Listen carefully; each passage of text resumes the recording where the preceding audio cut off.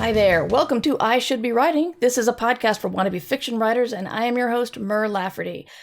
And this is probably going to be the last episode of the year, but I'm delighted to feature debut novelist, you're not a debut author, debut novelist, Chikodili Emelumadu, whose book Dazzling is out, and she's here to talk about it with me. How are you? I'm fine, thank you. It's cold and it's dark here in the UK, and you can't see me because I'm already in bed under my 13.5 top duvet. Well, it's great to be here. Don't say winding down though, in case I start kind of like going, I'm falling asleep. Okay. Yeah, it's the end of the day. Well, hopefully you'll get excited talking about the book. I am excited, yes. Excellent. We start the show by talking a little bit about what we're working on. I have finally, or not, you don't have to. Oh, no.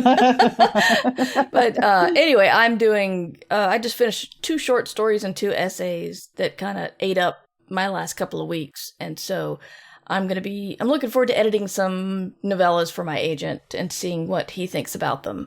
But I'm kind of slowing down. If there's nothing you want to talk about, that's fine. I'm not going to put you on the spot, but do you want to tell us anything you're working on? No, that's fine. Well, I am working on 2 books at the same time, but I say that in that I've started 2 books at the same time, but I'm actually focusing on Dazzling Book 2 at the moment, even though my agent says not to. But I don't tend to listen. So Dazzling Book 2 right now is called Rosetta, for reasons which will become apparent. We see a more grown-up Ozemena in there. And I've just had to take a break from it because something happened that I wasn't expecting. I was like, no! Ah! So I closed it and I ran away because I'm a coward. And I was thinking, oh my God, people are going to hate me. They're going to hate me so much. But yeah, it's going to be very much one of those quest books, and I'm actually very excited about it. I'm still excited about the one that my agent does want me to write because I pitched her 3 books, and the second one right now is called Forked, and it deals with a girl who's in the run up to a few months to her wedding, when she begins to discover that her fiance might not be all that he is cut out to be, and in fact that she's been chosen specifically for all the ways in which she had been previously unaware of himself. Yeah. Well, I do want to talk about titles in a minute because we talked about that before we went live. But let's talk about Dazzling first. So your debut book does not read like a debut book. So tell us about it. Oh, in a good way? Yes, in a good way. No, I brought you on the show to put you on the spot and tell you how terrible this book is. Listen, have you not been following book Twitter for the last few days? Have you not seen what has broken out with the Goodreads and stuff? Oh. I'm just like, I don't know what's going on. This could be an ambush. But no, I don't think so. Yes, the Goodreads thing is terrible. Oh, listen, yeah. A mess. But let's talk about your book, and then we can go into the mess if you like. But let's talk about Dazzling. So Dazzling, I chose. Before we went live, I was talking to you about how I like to keep my titles short and sweet because look at that shine to that. Yeah, thank you, Overlook Press. So shiny. But Dazzling, Dazzling I chose because it's not just that it's a one-word title, but it's the nickname of one of the central characters in the book. And she's beautiful. She has a beautiful mother. And I just also wanted it on the second level to be a compliment to the 2 protagonists in the book, or protagonist and antagonist if you want, but I think 2 protagonists in the book, because they are very much very young girls dealing with situations that adults in their life should be handling an aunt. And so they having to tap into the things that make them extraordinary quite early on in life in order to sort of like survive, not just survive what has been thrust upon them, but also to to sustain the adults in their life, which is something I really wanted to touch on. And the reason for that is like I had to tap into what it was like for me growing up back in Nigeria. You're a child and nobody really listens to you, and you're not really you're there to pass exams and to bring glory to your family and to not misbehave and to, there's a lot of things, but it's not tied to you necessarily as an individual. It's tied to you as a member of this family. But in the middle of that, because you're not really seen as an individual, but more as an extension of your family, there are always things that go on around you where people don't expect you to notice or to pay attention or to care, really. Just because they don't care that you're there doesn't mean that you don't care that these things are happening, right? Yeah. Because you're a child and you are subject to the whims and caprices of the adults in your life. So you do pay attention and you do kind of like, and I think it might have to do with not just being a girl, but also being a writer, like an artist. You notice these things and they sit with you, and you begin to quickly notice how to navigate these things without showing the sort of strength that a boy would be expected to show, like physical strength. Mm-hmm. And so I wanted to tap into all of that and to have these girls express things that, had they been given a more supportive background, they wouldn't have to tap into until they were well into adulthood. But unfortunately, I don't know, given that they have all these challenges quite early in life, they're having to tap into those dazzling components of their lives in order to survive and to thrive. Can we talk a little bit about the leopard and the mythology around it? Because that's one of the big things one of the girls has to deal with. Yes. So the leopard, I was introduced to the leopard quite young when I was a child by this late Nigerian author called Vincent Chukwuemeka Ike.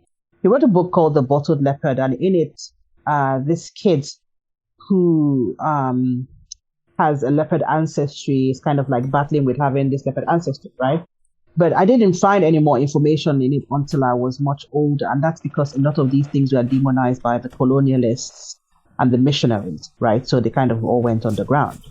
But the leopard societies of West Africa were secret societies whose job it was to keep law and order in the societies. So there are lots of factions of society or sections of society that keep law and order. So they have the women's groups, they have the men's groups. Mm-hmm. Then within the women's group, they have the women who were born in the place versus the women who were married into the place, right?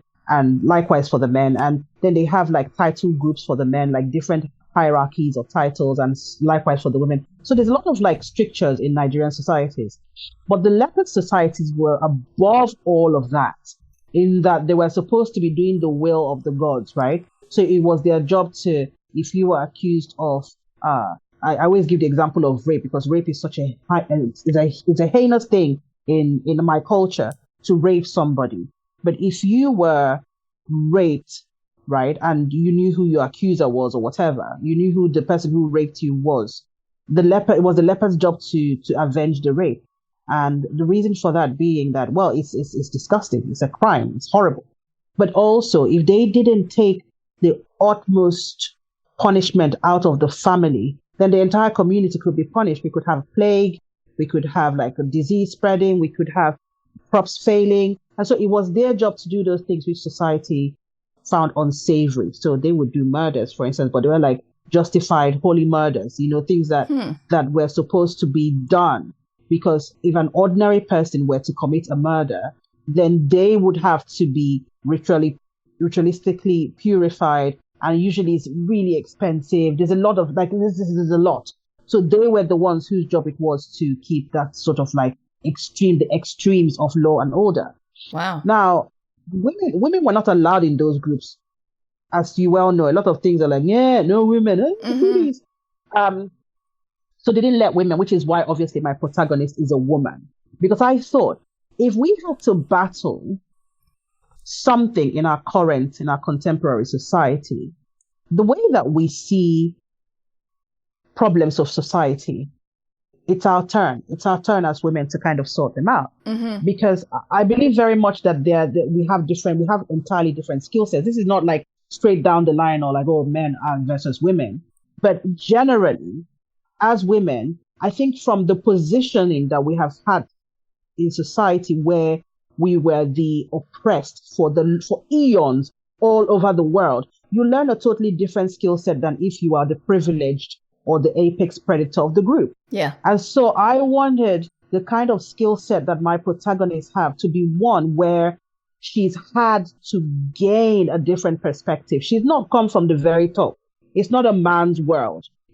She's come from beneath where she's been ignored or she's been treated like a girl. She's had to learn from her mother's knee, and her mother also has had the same issues. Her grandmother has had the same issues. There's an entirely different skill set and an entirely different strength that comes from that. So I wanted to make it so that if we had a leopard in this society, it wouldn't be a wartime leopard like you have where men are signing up for drafts and they are going. It wouldn't be that. It will be something that leads more cunning and more skill and more sort of like, I don't want to say sneaky underhandedness, but like close to that. Mm-hmm. And so I thought that a girl would be more suited to the role. And I was right. Mm-hmm. Well, why I mentioned it doesn't read like a debut is that you've got this very confident voice, and your descriptions are very rich and your characterizations are great. And I knew you were a debut when I picked it up, but I'm still just looking at this like, it just does not read like a first novel. It's pretty amazing. You're not like a baby writer. You've been an accomplished short story writer for some time. You've been nominated for the Shirley Jackson and everything.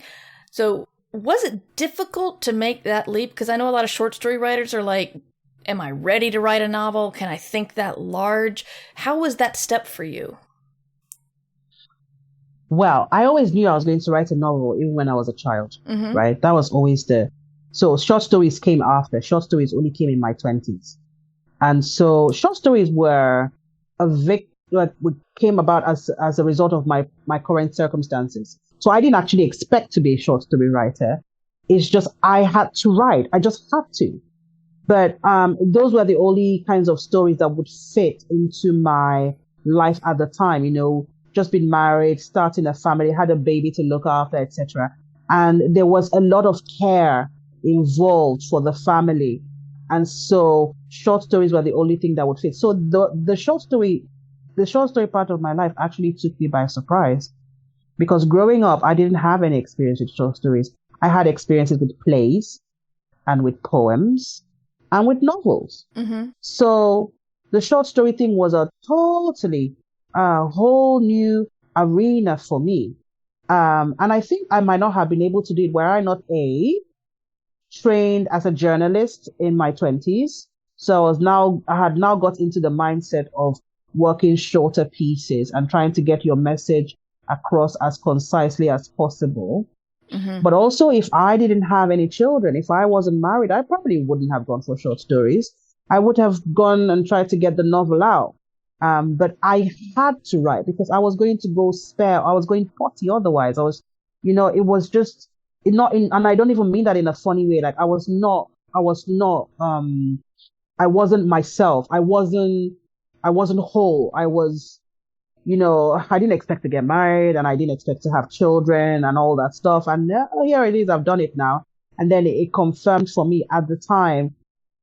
Even though I didn't think about it as a bad thing, I didn't realize that I was taking on a lot, and the bulk of the care fell to me, the bulk of the childcare fell to me. My husband at the time was always traveling and, not even in the country, and it was just me. So I had to work somehow, and writing has always saved me. So I just thought I'll give it a go. And then I found my passion for short stories in that I could work at the time, I was like, I had a fever in my blood. I was doing 8 to 12 to 15 a week. Just kind of like, wow. Listen, I didn't realize at the time also that this was pre-medication, right? This was because I had anxiety and depression. I didn't actually know. I just thought I was a horrible person and everybody hated me and, things were my fault. And I had all of that energy and just awfulness to get out. And writing saved me, man. Like writing short stories saved me, man, because I would have just Virginia Woolfed my life, put pebbles in my pockets and just walked into the sea at some point. But it saved my life because it meant that I could work on something and finish it and be on to the next one before I even had time to think. So I was up at like odd hours. Sometimes I'll go to bed and I'll do it on my phone, because the thing about having a newborn as well, or having a baby, is they wake up at odd times anyway. Yeah. So you're always up. And if you're about to get back to sleep and, you just put them down and you're about to get back to, they're waking up again. And you're like, I haven't even gone to sleep. So all of that energy, that, frustration, that fatigue had to go somewhere. And I was lucky that it went into short stories. So that's probably why it doesn't read like a debut to you, because I've had a lot of time to get all my nonsense out of the way. My insecurities, my, oh my God, I don't think I'm a writer. None of that. I just like, if this works, if it doesn't work, I was ready.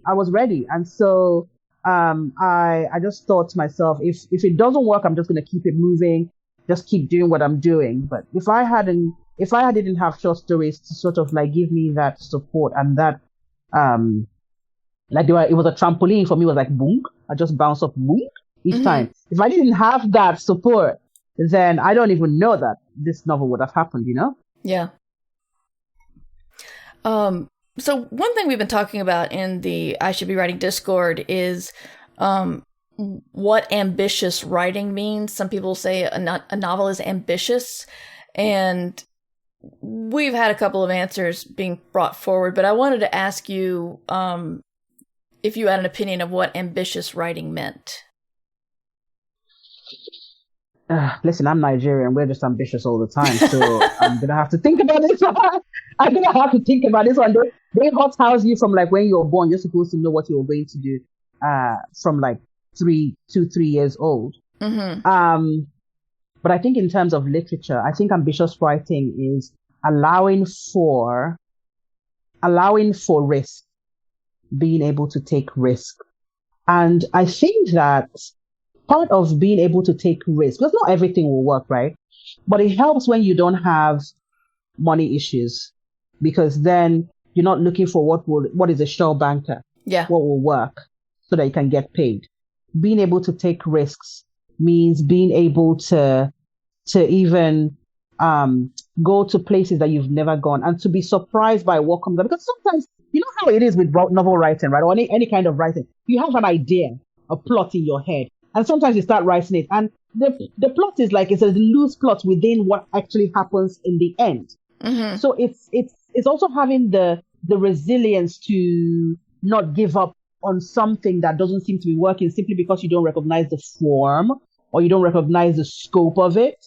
But also is having the peace of mind to do that anyway. It's not having any sort of money issues that means that you have to go for the short form thing that does work. And this is not to poo-poo any stories out there, because all stories are important. All stories are important.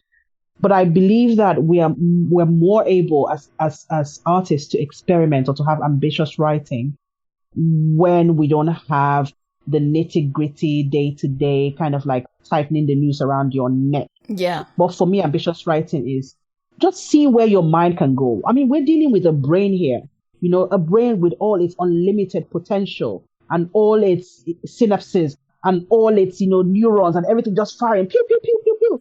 And just allowing, not limiting yourself, not putting that logical barrier over the form or over the content. Just see where, not everybody has to see, by the way, but just see where you can go. Because when you get out of your own way, it allows you then to be more comfortable with being uncomfortable, to be more comfortable with being ambitious, because you're no longer, just write all the terrible things. It's fine. Nobody has to see it, but just do it anyway. Even if it's, you're afraid of where your mind is going, or you have to understand, like, you're not your thoughts and you're not your plots. Just do it, go for the scope, go for the substance, go for the different form. Just do what you want to do.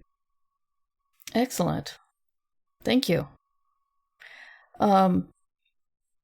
Did you want to talk about the Goodreads current events excitement, or? No, man. They've had enough. They've had enough of, like, oh my gosh, no. No. Yeah. Okay. I mean, I feel like, I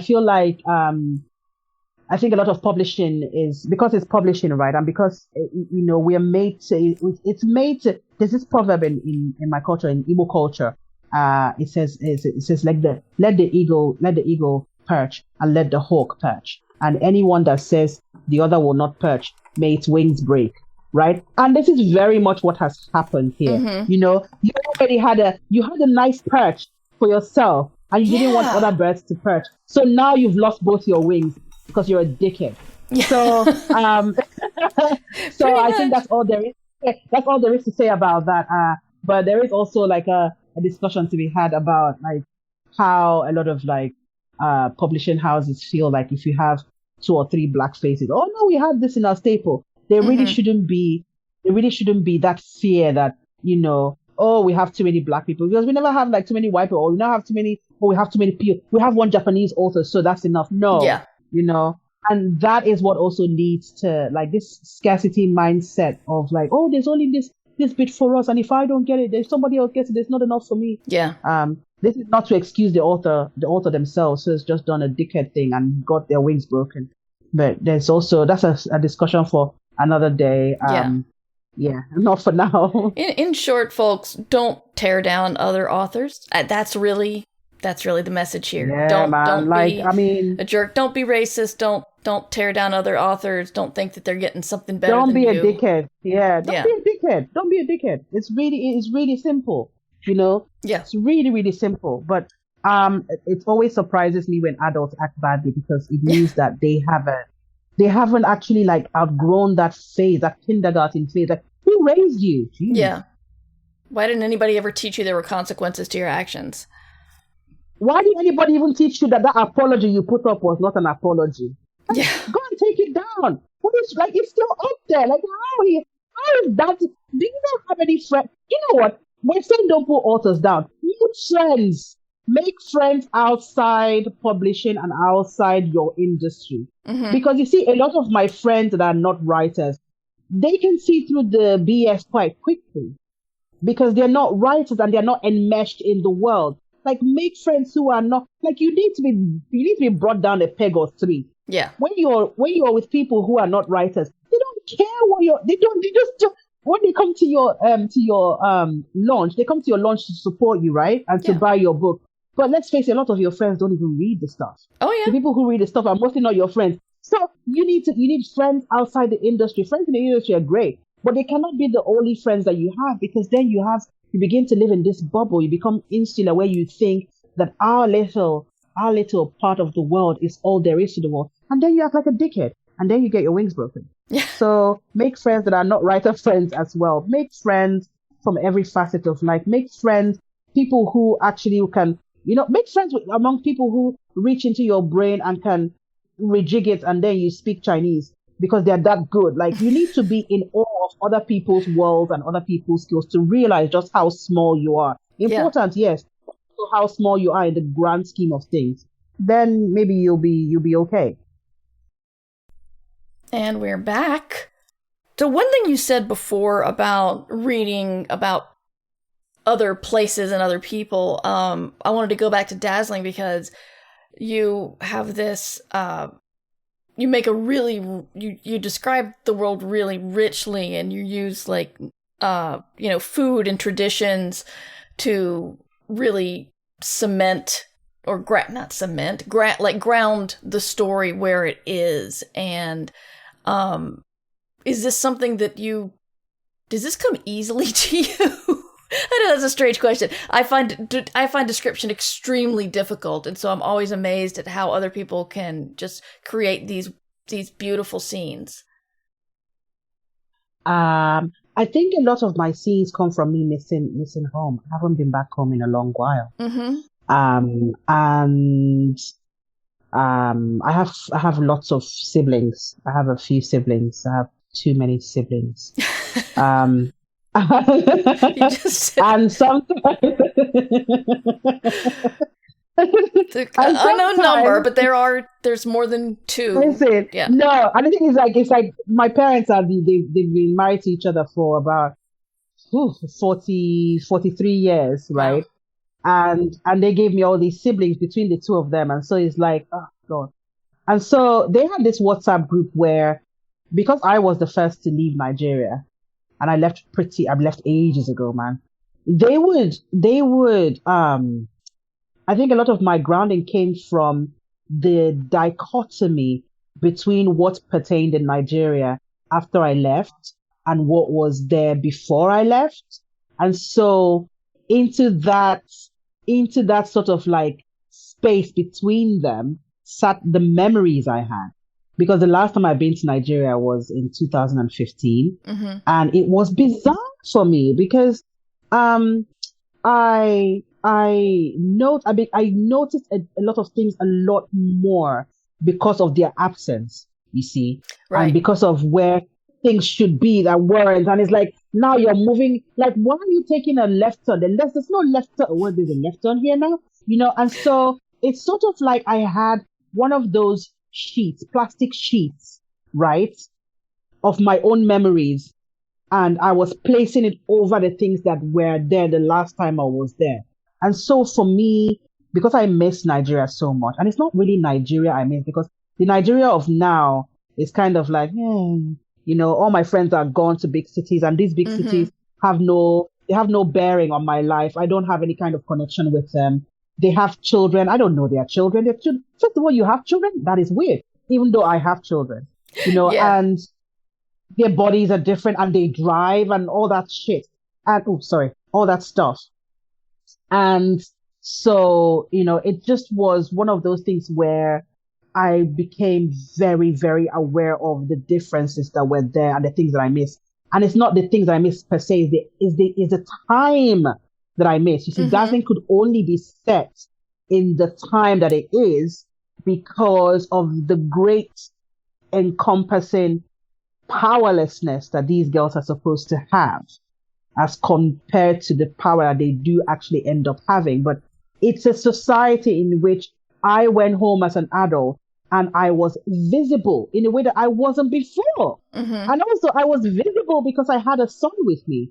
And there's this special precedent that's given to boys, right? Mm-hmm. So I immediately became important because I had this little 5-year-old kid with me. You know, they have these hierarchies that women have placed. There's they ignore you a bit. And then you start to get breasts and suddenly people are aware. And then you become miss, and then you become sister. When you're like, you know, like in your middle to late teens, you become sister. And then when you're rich, like working 20 something, you become auntie. And then when you marry, you become mommy. And I skipped from miss to mommy. And it was like, well, who do you call it mommy? You know, like, it was just really odd for me. And so I had to, a lot of the scenery and the food and the place it just comes from me missing a time where I didn't have to pay bills and where I didn't have to be hyper visible so that I could observe without myself being observed. And that is basically what Dazzling is about. I had to tap into that quite hard. And as for food in Nigeria, food is very important. You know, remember, I don't know if you ever were aware of the Twitter controversy around some Scandinavian countries not feeding the kids that their friends' kids. It was on Twitter. It's like, how do you not feed the kids that have come home with your kids? They make the kids wait in the bedroom, and then they go and eat with the family, and then they go, no. My culture, everything revolves around food. You know, if we even have a saying for if you're eating and somebody comes into your house, you say to the person, "Oh, your legs are good." You know, your legs are good because it's brought you at this time, and then you give them you dish from your food and you dish from whatever is left and you give them and they eat. You know, like food is everywhere, and so it was a case of juxtaposing the experiences that were available to me from my 20s when I came back to the UK and now versus the experience that I had growing up. And so in that space between the both of them, that's where all my memories and all the everything that I experienced came into. So it was pretty, at the beginning it was hard because this edition of Dazzling was not the first one to begin with. So it was hard. There was just too much in there. And after a while, it was too little in there. And I couldn't figure out what I wanted in there, what I didn't, and what was more, what people would find important versus what was just me kind of like being homesick. And then, it kind of slowly worked its way to a more stable point. Wow. Sorry, you just gave me a lot By to the way, think about. These are great. Yeah, these are great questions because I haven't even thought about this before. You see, I didn't think about it. People say, "Oh, your culture is blah blah blah." Yeah, yeah, yeah. But also, you have to understand, like, I've lived without people from my culture for a very long time, Mm-hmm. and so for me to still be, it's sort of like when you're growing up and everything is such a stress on you. They'll like, "Oh, sit like this," or address adults like this, shake like this. Oh, the one that used to annoy me is people will always come to the house and you have to serve them a particular way. You have to bring out the water bowl and the jug and the towel and the soap for them to wash their hands. Like, get people and go and wash your hands by the sink, Joe. But like, that wouldn't happen. You have to do it. And then the basin gets gradually heavier and heavier and heavier. And then you have to get the drinks and you have to say, my kids don't even do that because we don't even have guests. And so if they had to serve elders, they wouldn't even know how to do it. You have to place it so a certain way. You have to know who was the highest person in the group at all times. Mm-hmm. You had to, because you couldn't serve somebody else last. And you had to know also, like, you had to take it to the host, your dad or your mom, or dad in this case, take it to, and then your dad had to offer it to the person. And then you had to be there because he's not going to stand up to offer. He's going to make a gesture like he's going to get up from his seat. Then you have to take the thing and offer it to the person. Like, you were there a lot of the time, but not as a person. You were there like as a facilitator. You were sort of like a dowel or a trolley or something, like, no, you take it. No, you take it. No, you take it. Somebody take this drink from me for everything. But, so there was a lot of that. And so these questions I haven't actually thought about because I didn't think about the process. There's a lot of, I'm lucky to have grown up where I grew up because it means that I can tap into things that I didn't care about at the time. But now with the gift of hindsight, I can see them clearly. I can see them for what they were intended to, despite all the hardships, I can see them for what they were intended to produce in me and for how they would stand up against the cultures that I have since experienced from other parts of the world. Mm-hmm.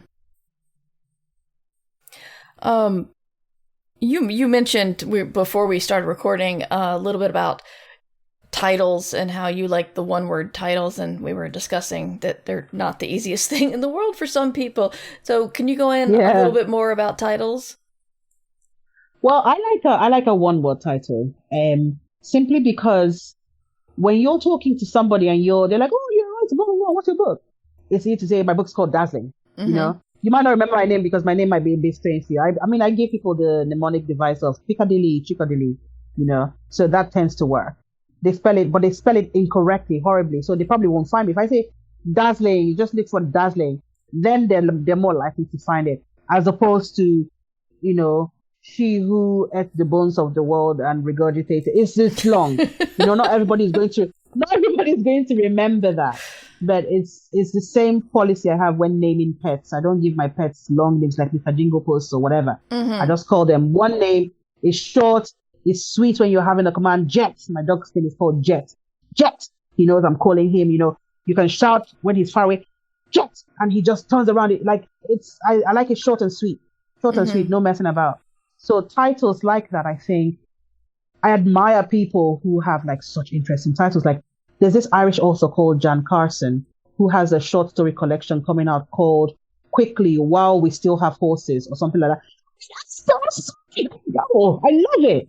But I'm not going to do that. I'll probably call it something like Nay because it sounds like nay for like no. Mm-hmm. So, nay, and it's short and I'll probably spell it incorrectly or whatever just to make it interesting. But I've also noticed that with Dazzling as well, like before Dazzling came more to the public consciousness while the cover was still out, it was kind of like the number 2 or number 3 or 4 because the other things like, oh, this Dazzling read with blah, blah, blah.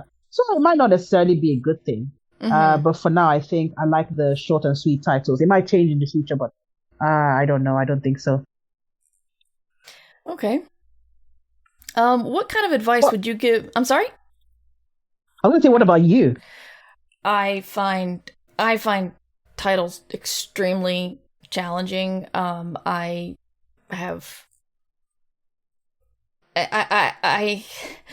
sure if I've told this in public or not. I had a book last decade called 6 Wakes, and it was going to be about clones who lost their technology and had to throw their own wakes while they were alive. And when my editor came back, she said, Nice. she's like, I need you to make these couple of changes. You got too many wakes. Let's focus on a couple and make like major plot stuff happen there. And I said, okay, well, I'm going to need some help from to change the title because I don't have another title idea. She's like, oh no, marketing loves the title. And I'm like, but you just told me to change the book. What are you doing? So, yeah, titling books is not my strong point. It's rough. My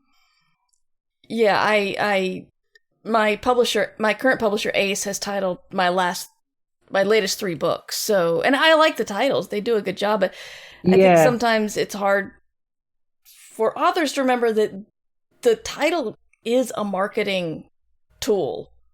This is true. And if your title like that, the booksellers loved the title. They didn't care if it really mapped onto what was inside the book. They just loved the title. So, I've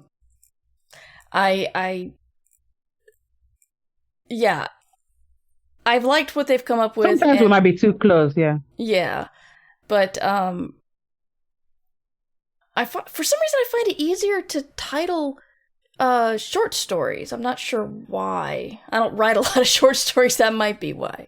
I'm not sure. But I don't know what it is. Sometimes I feel like coming up with a title is like throwing a dart across the room. Like you might get close. You might get really lucky and get an awesome one, but I don't know. I think the reason why I like Dazzling so much is not just that it's a nickname of the girl or that it has to do with them tapping into their strength early, but also because there is that juxtaposition between what the title is about and how it looks. And when you open the book, you're like, gasp! So there's that. I love it when something kind of like subverts the expectation of the reader in that way, because it looks all sparkly and innocuous. And it's like, 2 girls do this. Yes, but what do they do to do that? Yeah. So yeah. What kind of advice would you give to new writers? Just block out the noise, man. Block out the noise. I think that you will go through a period where you want to give away your work for free, by which I mean you seek instant validation, and that's cool. You want people to tell you you're doing a good job. You want pats on the back. So you're going to release a lot of your work for free. Yeah. For me, it was doing the stuff on blogs. I did a lot of blog posts and stuff like that. And it's great because if you have a ready-made audience, it means that when you do eventually produce something, then you have people who are going to buy it. But you have to be careful not to prolong your apprenticeship period, not to keep giving away all your work for free, because it is a job. It's a job, it's a craft, it's a skill. Work on your craft, work on your skill. Give the audience what they want, but know, of course, that it might not be feasible for you to blog. Like I used to blog every Friday, and then I would have like 2 or 3 posts during the week or whatever, because like people don't want to keep on waiting till Friday. The series I used to have would be every Friday no matter what, but then I'd have like different observational things, etc. during the week. And so I think in that way I cut my teeth somewhat on the aspect of having discipline to kind of like having the discipline to kind of like produce something every Friday. So do that if you must, because right now I think it's mostly whatchamacallit. What do they do now? They do like podcasts. Don't do that shit. Oh wait, I'm kidding. Do that, but don't do that for like. Yeah, you might be right. It's. I was able to do that almost 20 years ago when there weren't a lot of podcasts, but there's a bunch now. So it's harder. I don't mean don't go on Mer's podcast. I don't mean that. I mean don't do your material on podcasts. Don't one is not a substitute for the other. If you're going to work on your craft, put your head down and work on your craft. Don't substitute one for the other, because they are 2 entirely different mediums. So do the work first, and then the rest will fall into place. And don't don't be afraid to, because we get to a point where you're just like, oh, it's never ready. It's not going to be ready. Blah, blah, blah, blah, blah. That's one thing that blogs can help you do, because if your post is nonsense, people will tell you, ugh, this one didn't hit. And this one, they're just not shy because they're getting the content for free anyway. It's like, we don't know, And so find a way to do that, but don't do it forever. At some point you have to put on your big girl pants and kind of like wade out, big girl bikini or big girl swimsuit and wade out into the waters, swim with the rest of us. But for now, work on your craft, ignore the noise, don't substitute one. If you think you can do more than one thing, that's fine. But don't think that you can talk about writing without writing. That is not a substitute. You can't do it like that. You can't. And also, conversely, don't be spending all your time on all the workshops. I mean, come on. I mean, we're all students and we're all here to learn. But forever in a workshop? No. Woman up, for heaven's sake, and get yourself out there. Don't be a chicken. Just do it. And also read. I talk about not being in our industry all the time. Yeah, get friends outside the industry, 1. 2, workshop your stuff. So with free stuff for a while, do the apprenticeship. That is your apprenticeship. 2. Then number 3 is read outside the genre that you want to write in. In fact, for writers, genre should not even exist. You understand? Because you're not a marketer. Yeah. It's not your job to categorize things. It's not your job. You pick up something, it looks interesting, read it. Non-fiction, fiction, manual, anatomy, read it. Because the thing about the artistic mind is you never know what's cooking up there. It's all going into some kind of massive cauldron. And then it comes out in a story. And you know what? You already know this stuff because you read about it. You read all those weird anatomy textbooks. So you know exactly where to stab somebody and they won't die. You know what I mean? Like, the stuff. It's there already. And the way it comes out, it doesn't come out as an info dump. It comes out as this character knows exactly what they're doing because you know exactly what you're doing because you read the stuff and you know it. So don't be afraid to engage your weirder interest because, as children, we are encouraged to do whatever. We're kind of like encouraged. We get this weird interest and we fixate on things that are just bizarre. And somehow it's accepted in childhood. But the more you grow up, the more you're expected to act within societal norms. I would say screw that. There are no societal norms for a writer. Do whatever you want. You want to find out how to kill somebody and dispose of the body without anybody finding out? Do that shit. You want to see how it feels when you put your thumb in somebody's eyeball? Do it. You want to see what an optic nerve tastes like? Do it. I can tell you how detergent tastes like. Why? Because as a child, I spent my life eating detergent. Why? I don't know. I can tell you how the white detergent tastes like, and I can tell you how the blue or color detergent tastes like. I know what it tastes like because I tasted it. Because they spend all their time telling you as a child not to eat things, not to put things in your mouth. And you think, why not? Why couldn't I put it in my mouth? Do it, but do it as an adult. Do it now. I'm not saying go around eating detergent. Yeah. But do the equivalent of that now. You want to find out something? Find out something. Pick up those weird hobbies. There's a YouTube for everything now. Do it. And see, if it lands you in jail, go to jail. Go to jail and serve your time because it's go to jail. Jail is the experience as well. If the police come because you're researching dead bodies or you're researching bombs and they take you away, go to jail. Add that to the cauldron. It's fine.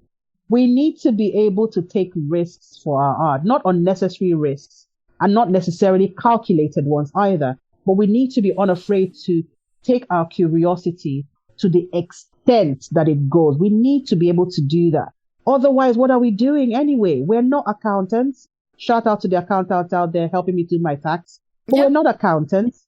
You're not in that accountancy bubble. You're not a lawyer. You're not in that lawyer bubble. Leave all those things for people to do the ones that you want to do, unless, unless you want to read lawyer manuals or whatever. But just be free to indulge your curiosity. Those 3 things are the things I think as a writer will help you. But also the 4th thing is don't listen to any stupid advice. So you don't have to listen to me anyway. That's Just right. do what you want. Yeah, do what you want. That's right. I make sure to tell people you don't nothing I say is gospel except you have to write. Yeah. But also you don't even have to do that. Just who cares? Do your life. Do your life, because I'm one of those people that is very anti people telling me what to do, and that's because I grew up with everybody telling me what to do. And I'm not anti it in the like, I will not waste my energy fighting against somebody telling me what to do. I just won't do it. And it's not a rebellion. It's not a rebellion because it's not a rebellion means that you set something up as a standard and you're anti that. No, I'm just not doing it because it's not what I'm doing. It's not where I am. So just find, and I think the voice comes with that. When you grow a little bit more confident, and all these steps will lead you towards confidence, then the voice will come, because then you're assured of how you speak, how you think, what you believe, and you're not afraid of holding two opposing thoughts in your head and being afraid of the darkness in your soul. Don't be afraid of all that stuff. Right. Well, the book is Dazzling. The author is Chikodili Emelumadu, and I am so delighted that you were able to come on. What? You said my name properly. Yeah. Yes, the book is dazzling. It's amazing. You should check it out. I just trying not to hurt myself bringing it down to show to the camera again. Where can we find you online? I'm on Twitter, that health site, as CH Emelumadu, one word. Okay. But I'm also on Instagram with my full name as one word. And I'm on TikTok, but I don't give people my TikTok thing because I don't actually do anything on it. I just use it to lurk on other accounts and laugh. So TikTok is my kind of guilty pleasure. So I'm not on book Twitter or anything like that. So you see, I'm taking my own advice. Yeah. I'm on lesbian Twitter a lot. I don't know what that says about me. Maybe I'm gay and I don't even know it. But like any woman with like biceps hewing wood, I'm there. Or like, or like, I don't know, the algorithm just brings me back there. Or like suddenly they know like sword craft. And suddenly I'm there. Like, it's like, how do I'm never going to make a sword in my life. I'm never going to fight with a sword. But look at me. I'm on swordcraft lesbian TikTok. I don't know how that happens. Or like places where like, there are lots of cats doing foolish things or dogs doing foolish things, or people calling out podcast bros. And, it's just, I use it for my enjoyment, pure enjoyment. And like places where they have all these obscure facts and things about like what happened before these pictures we are taking. Yeah. That's where you find me. Yeah. Excellent. Well, thank you so much for being on the show. And thank you for having me. Everybody, you can find me at merverse.com. I am trying to be live on Twitch Tuesday, Thursday, 3 p.m. Eastern Time. And have a good rest of your year. I might pop up once or twice, but I'll probably won't be podcasting again until next year. Have a safe and happy holiday, and you should be writing. Thank you for listening to I Should Be Writing, the longest running writing podcast in existence. Theme music provided by John Anelio, art provided by Numbers Ninja, and podcast hosting provided by Libsyn. This episode is released under Creative Commons Attribution Non-Commercial No Derivatives 4.0 license. You can find all of my books and podcasts at merverse.com.